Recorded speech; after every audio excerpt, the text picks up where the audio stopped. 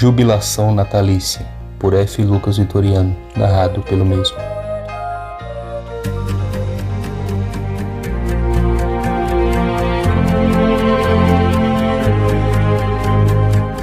Lá estava o doutor, em uma rua fria e coberta pela neve. Era o 14º de seu nome, um que já havia visto de tudo nesses últimos milênios, e decidiu se aposentar. Porém, as coisas mudaram naquela noite, a véspera de Natal. A maior de todas as aventuras estava para começar. Ele, um senhor do tempo do planeta Gallifrey, na constelação de Castelboros. Exceto que ele não era um senhor do tempo nem de Gallifrey, mas isso não vinha ao caso. A ele, que era a tempestade que se aproxima, o destruidor de mundos, o grande antigo, a besta de Trenzalore, o predador dos Daleks, o senhor do tempo vitorioso. Foi-lhe confiado o maior de todos os pedidos, a missão de todas as missões: ir ao mercado comprar leite. O que não parecia muito, a não ser que você tenha a cobrança de duas pessoas muito insatisfeitas, chamadas Sylvia e Donna. As palavras ainda ecoavam em sua cabeça. Vá até o mercado e traga o vovô na volta, homenzinho do espaço.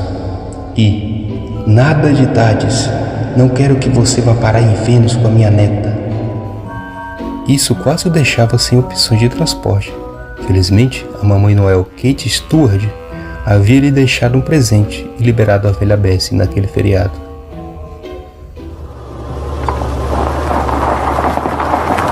A sua avó disse que o Wilfred foi fazer uma visita aos velhos amigos no asilo, mas deveríamos ir lá e aproveitar para pegá-lo. Não sei, Rose disse, revirando os olhos. Tem certeza que isso não vai nos levar para Marte por acidente com o vovô? O único lugar que a Bessie pode ir é onde tem rodovias. Bem, ela pode viajar fora delas, mas isso não importa. O que pode dar de errado?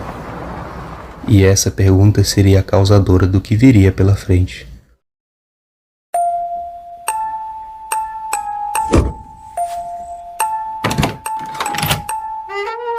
O asilo parecia vazio, sem nenhuma lâmpada acesa. Era possível ver uma figura soturna espiando uma janela. Era um ser alto, de crânio equino, enfeitado de olhos verdes brilhantes, e que trajava um manto sombrio como a noite. Ao avistar os dois no carro, aquilo ocorreu. A garota, ainda em choque, cochichou. Doutor, o que era aquilo? O Senhor do Tempo tinha no mínimo 3 respostas plausíveis para aquilo, mas no último mês, onde a coisa mais empolgante que viu fora a notícia de um furto misterioso de cargas de carvão, a única coisa que ele conseguiu responder foi algo que me deixou muito empolgado.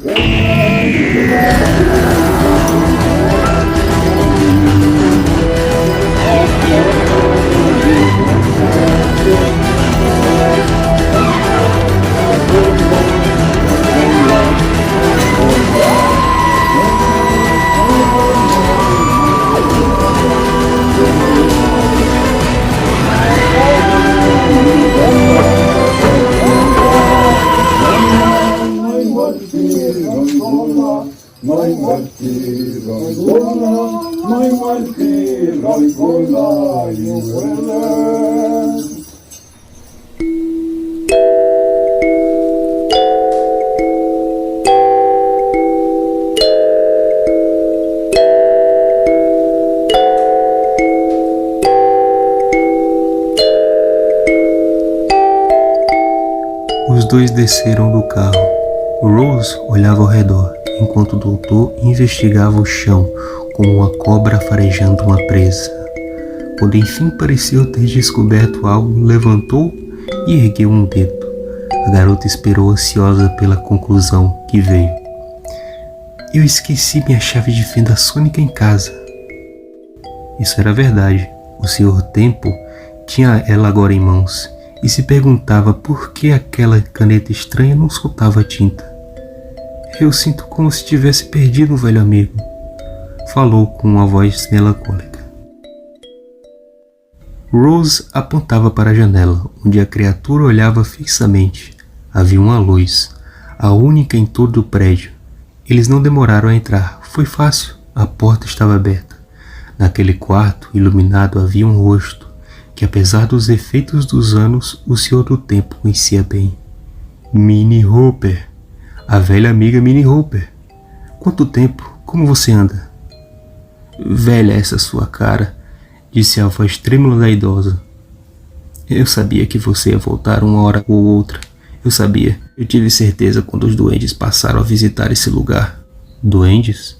A garota sabia que aquela conversa ia demorar, e pelo assunto era possível que fosse a fantasia de uma senhorinha solitária.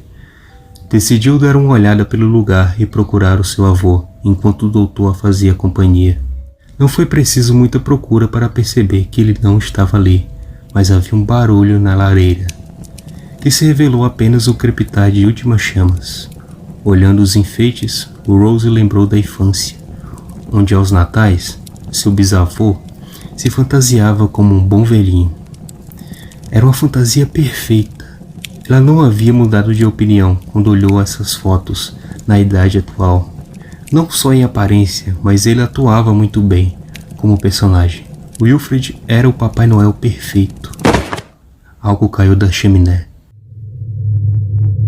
Era aquela figura equina, ali, parada, parecia ler a alma de Rose com seus olhos. Então, eu acho muito interessante as suas peças de crochê, mas pode me falar mais sobre os duendes? Minnie franziu a testa, pensando quanto os jovens são impacientes. Ah, sim, pequenos demônios do tamanho de um anão. Muitos deles, bom, é claro que no começo eram poucos. Primeiro 1, depois 3, vieram 10. Eles disseram que gostavam de idosos com muita experiência, com muito passado. Ou seriam idosos mal passados. Não lembro bem nessa idade. Certo? E o que eles queriam? Companhia? Não. Eram boas companhias, mas não. Eles falaram que estavam procurando como é o nome dele, aquele velho. Ah, sim, Papai Noel. O ser encarou a garota. Ele não disse nada, apenas mexeu as mãos. Demorou um pouco, mas ela descobriu o que era aquilo. Libras. Rose havia feito uma eletiva de Libras no primeiro ano do ensino médio. Gostava de aprender outras línguas. Perguntou o que estava acontecendo, qual era seu nome, o que queria. Apenas uma resposta foi dada: Mary White. Ela presumiu que esse fosse o nome da criatura. Eu convenci eles a pararem com essa ideia boba, é claro. Hooper falou. Ofereci alguns bolos e eles começaram a trabalhar no jardim. Adoravam minhas roseiras, mas ainda assim continuavam falando algumas coisas sem sentido. Que coisas eles falavam? Por que está sozinha aqui, Minnie? Algo como: a máquina deve ser ligada. Eu não estou sozinha. Os enfermeiros ainda estão por aqui. Eles só dormiram de repente. Isso aconteceu quando os doentes levaram os outros pacientes para algum lugar. Eu não fui porque estava no banheiro, querida. Parece que eles se engraçaram muito com a visita do Wilfred. Mary White estendeu as mãos ossudas, entregando um envelope vermelho que estava endereçado para o querido Papai Noel. A carta indicava uma localização onde se encontrava uma colossal árvore de Natal. Ao passar as mãos pelas folhas, eles notaram que era apenas um holograma, algo para esconder uma coisa incomum. O outro lado era como um grande organismo, habitado com centenas de duendes. Os dois estavam em uma elevação, e a parte baixa era ocupada por esteiras carregadas de carvão, que levavam a uma fornalha igualmente colossal. Acho que essa deve ser a máquina, murmurou o doutor. Do outro lado da parte elevada, um senhor fantasiado de bom velhinho, em uma cadeira de rodas, era o Wilfred. Antes que qualquer atitude fosse tomada, um dos serezinhos fez cócegas no Papai Noel, que soltou uma gargalhada característica. Esse riso foi o estopim para o início de um belo repente, a balada dos duendes.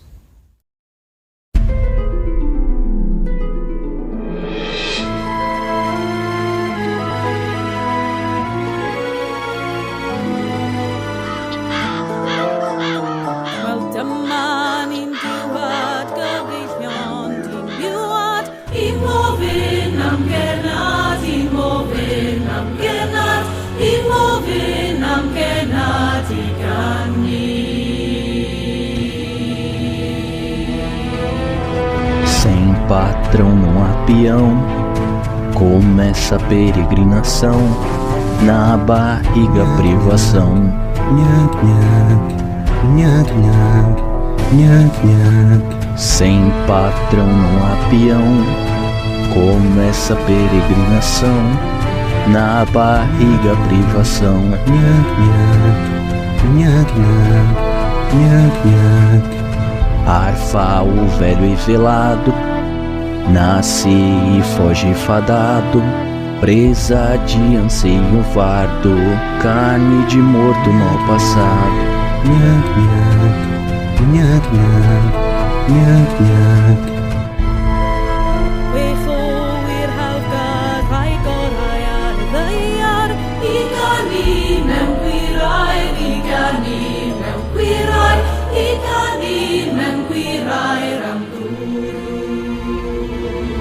Cheiro e gosto do fogo, ardente do pomo, carne velha almoço, conte sobre seu maduro gosto.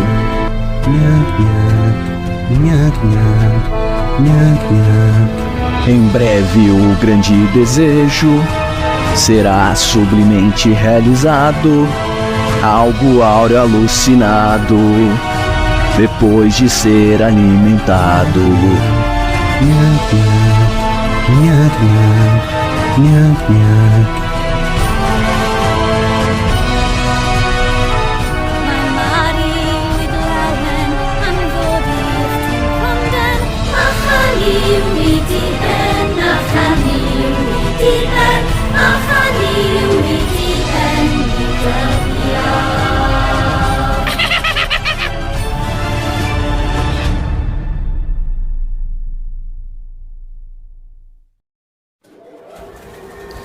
Enquanto a cantoria ainda pairava no ar, os dois aproveitaram para se esgueirar até o bom velhinho. Esse era o plano, se o Senhor do Tempo não tivesse sido puxado para um compartimento que surgiu de repente na parede. Rose revirou os olhos e continuou o caminho sozinha. Já estava acostumada com aquelas causalidades. A figura equina olhava fixamente para os olhos do doutor, que por algum motivo não conseguia se conter em parar de falar. Ah, sim, Mary Wade! Era um costume galês de Natal. Eu li sobre isso há milênios atrás. Eu era um jovem que andava com a minha neta. Eu nunca tinha visto isso antes. É incrível como se ainda vê coisas novas na aposentadoria. Duas tiras gelatinosas surgiram na boca de Mary Wade. Elas se contorceram uma na outra e formaram uma coisa uniforme e áspera. Era uma língua. Eu finalmente sou capaz de falar como vocês. Perdão pela demasiada demora. É laborioso aprender alguma coisa sozinho. Vamos confabular. A garota finalmente havia chegado. Ela segurou firme a mão do seu bisavô, que sorriu como resposta. Vamos embora daqui, vovô. O doutor está nos esperando nas paredes. Ah, não, minha filha. Não viu a canção? Se formos embora, quem vai impedir de meus amigos aqui virarem o peru de Natal? Ele apontou para um salão em suas costas, onde estavam pelo menos 50 casulos preenchidos por idosos do asilo. Receio que minha pessoa e os duendes pertencemos à mesma espécie, explicava o Mary Wade. Nos cognominamos de polimorfos abastemas, uma raça de suspensão coloidal. Tomamos forma a partir do folclore regional. Absorvemos tudo. Por essa razão a canção Vossa Graça bem sabe, o mundo foi criado pela voz. Viemos fugidos da dimensão 25, além das leis da sua física. Entendo. Deve ser perto da Terra da Fantasia. Então, o que vocês querem exatamente? Bom, como proferi anteriormente, absorvemos tudo, de modo que nossas memórias são ludibriosas. Não sabemos por que partimos da nossa dimensão, mas isso já não tem importância. Eu me cansei e decidi transubstanciar em um revolucionário. O que desejo é viver em um lugar bonançoso, com meu povo em total paz com os locais. Certo, bom plano. Então são bons. Bem, meu povo quer utilizar essa, com perdão da palavra, máquina de presentes. Esta concede qualquer desejo, alterando a forma da realidade. O contratempo é que eles não sabem o que pedir. Um pedido indeciso, com carga máxima, pode afoguear metade do globo.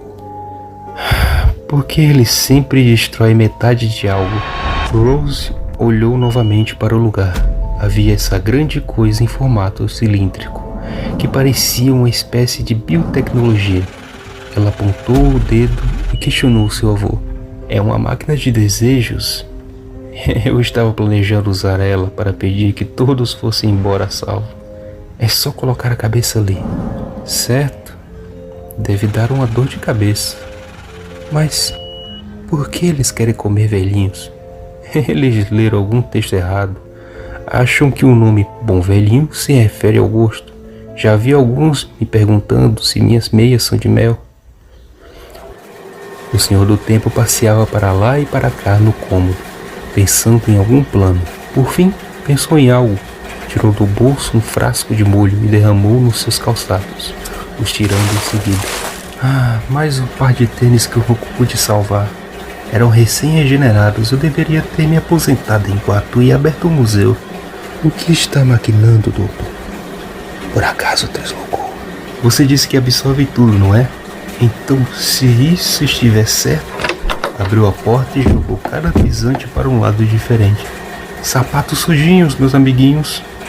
Inesperadamente, os duendes saíram desvairados, agarrando os calçados e tentando os limpar.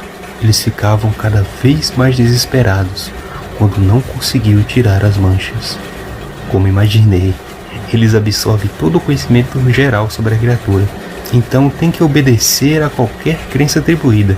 Eu vi isso em um filme, ainda bem que funcionou. Nunca estive tão grato por enroupar-me dessa forma menos reputada para lutar. O doutor correu até a maquinaria, apertou todos os botões e puxou todas as alavancas. Ele se perguntou se naquele momento o seu outro eu estava em uma aventura menos maluca do que essa. Mal sabia ele que sua contraparte estava na mesma situação, porém tentando salvar bebês. Lhe faltava apenas fazer uma coisa: parar o sistema de alimentação, o que parecia impossível, mas foi instantaneamente resolvido quando Rose, em uma ação irracional, jogou o gorro de seu avô nas engrenagens. A máquina entraria em um processo de catabolização, onde ela se autoconsumiria. Para isso, apenas mais uma coisa era necessária: fazer um pedido. O doutor colocou o cilindro na sua cabeça. Era como um capacete conectado a uma colmeia orgânica. Só então contemplou com horror um pensamento que ele estava tentando evitar. O que desejar? Havia se preocupado tanto no plano que não teve tempo para pensar em um desejo. Não teve tempo para perceber que um desejo seu era igualmente perigoso. Ele era praticamente um semideus a esse ponto. Só poderia desejar ser um por completo. Isso também levaria não só a metade, mas todo o globo. Olhou para cima. A garota e o velho o fitavam com esperança. O doutor fechou os olhos. Subitamente, sabia o que pedir.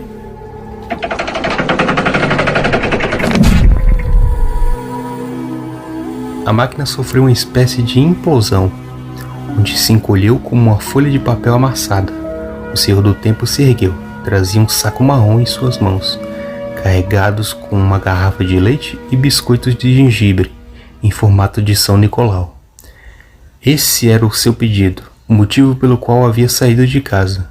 Mas os conflitos ainda não haviam terminado.